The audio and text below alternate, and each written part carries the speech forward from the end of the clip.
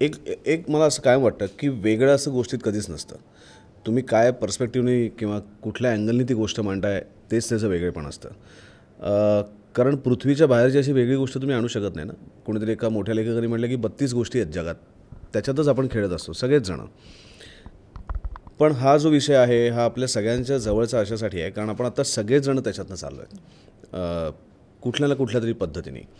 म्हणजे एकत्र कुटुंब, मग विभक्त कुटुंब, मग चौकोनी कुटुंब. आता ते चौकोनी पण आता दोघंच जण राहिलेत आणि त्यातनंही आता लोकांना एकटं राहायचं, तर त्यांना काहीच करायचं नाही, त्यांना लग्नही करायचं नाही आहे. त्यामुळे या चौकोनी कुटुंबाची ही गोष्ट आहे आणि त्या चौकोनी कुटुंबात घडणाऱ्या वेगवेगळ्या प्रकारच्या उलथापालथी आहेत. म्हणजे इमोशनल ड्राईव्ज आहेत त्याच्यात वेगवेगळे. मग त्याच्यात बायकोचं एक काहीतरी आहे जी मुक्ता करते आहे, शेखर जोशीचं एक वेगळं काम आहे आणि ह्या सगळ्यांमध्ये भरडली जाणारी कोण असतात तर ती त्यांची छोटी मुलं असतात आणि त्यांना खरंच काही कळत नाही. बरं, पालक त्या मुलांचे खरंच शत्रू असतात का? तर नाही. मला कायम असं वाटतं की सातत्याने अनेक ठिकाणी मीडियामधनं किंवा वेगवेगळ्या परिसंवादात एक सूर लागतो की सातत्याने मुलं बरोबर असतात आणि पालक चुकतात. मी पण आता एका पालकाच्या भूमिकेत आहे. माझीत पण 2 मुलं आहेत आणि त्याच वयाचे ज्या वयाच्या सिनेमातल्या माझ्या मुली आहेत. मला असं वाटतं की म्हणजे आता मोठं झाल्यानंतर जेव्हा तुम्ही बाप होता तर तुम्ही बाप होता तर ते तुम्ही लहानपणापासून बाप नसता. तुमचा मुलगा जेव्हा जन्माला येतो तेव्हा तुम्ही बाप होता.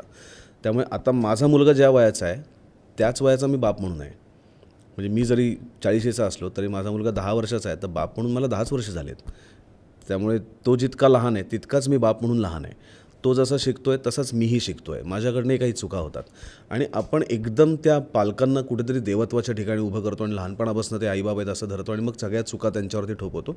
तर मला असं वाटतं की दोघंही जण शिकत आहेत. लहान मुलं त्यांच्या त्यांच्या पद्धतीने शिकत आहेत, आईबाप त्यांच्या त्यांच्या पद्धतीने शिकत आहेत आणि ह्या फिल्ममधल्या हे दोघंसुद्धा असेच आहेत. ते काही विलन नाही आहेत, ते काही मुलांना त्रास द्यायचा म्हणून त्या पद्धतीने वागत नाही आहेत. पण त्यांच्या आजूबाजूची परिस्थिती तशी आहे. आपल्या सगळ्यांच्याच जगण्याचा स्ट्रेस आता इतका वाढला आहे की आपल्याला असं वाटतं की आपण जर त्या ठिकाणी तितका वेळ दिला नाही तर कोणीतरी दुसरं येईल आणि आपली जागा जाईल. आपल्याला जगायचं पण आहे, आपल्याला आपलं घर चालवायचं आहे, आपल्याला आपला संसार चालवायचा आहे.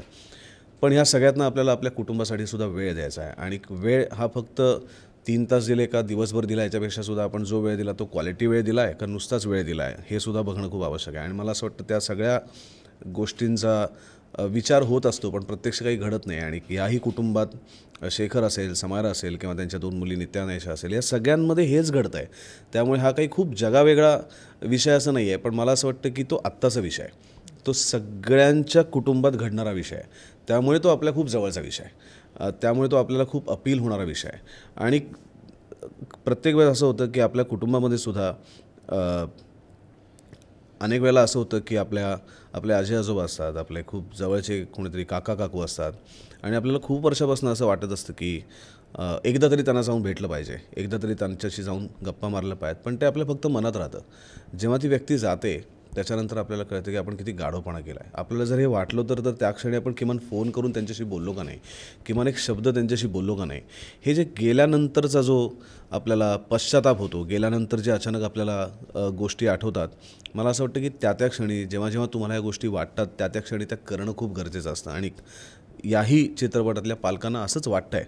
पण ते दुर्दैवाने त्यांच्या स्वतःमधल्या काही प्रॉब्लेम्स आहेत की त्याच्यामुळे या सगळ्याचा परिणाम कुठेतरी त्यांच्या फॅमिलीवरती होतो आहे. एक चांगलं चौकोनी असलेलं कुटुंब हळूहळू एकमेकांपासून थोडंसं विभक्त होण्याच्या मार्गावरती आहे. आणि हे सगळं करत असताना एक अशी गोष्ट घडते की ती गोष्ट घडल्यामुळे पुन्हा एकदा त्यांचे एकमेकांशी असलेले धागे पुन्हा एकदा घट्ट व्हायला सुरुवात होते.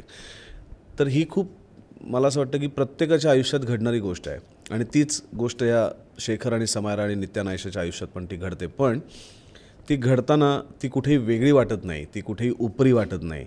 असं वाटतं की हो रे, आपणही असंच झालो असतो किंवा आपण हेच केलं असतं किंवा आपल्या बाबतीत हे असंच घडलं असतं तर आपण काय केलं असतं. कदाचित हे प्रश्न आपल्याला स्वतःलाच पडू शकतात जेव्हा आपण तो चित्रपट बघत असतो. आणि तो प्रश्न पडणं, त्या प्रश्नांची उत्तर आपण स्वतःची शोधायचा प्रयत्न करणं, मला असं वाटतं हेच कुठल्याही कलाकृतीचं यश असतं.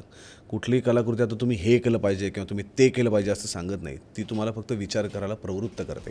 आणि जेव्हा एखादी कलाकृती विचार करायला प्रवृत्ती करते, मला असं वाटतं त्याच्यातच त्याचा ग्रेटनेस असतो. आणि तोच कुठलंही नाटक, कुठल्याही सिनेमाचा ग्रेटनेस त्याच्यात आहे की ते माणसाला स्वस्थ बसवत नाही तर ती अस्वस्थ करते. आणि जी कलाकृती अस्वस्थ करते तीच खऱ्या अर्थाने तुमच्या हृदयात कायमची राहते. आणि म्हणून हा हृदयांतर आहे.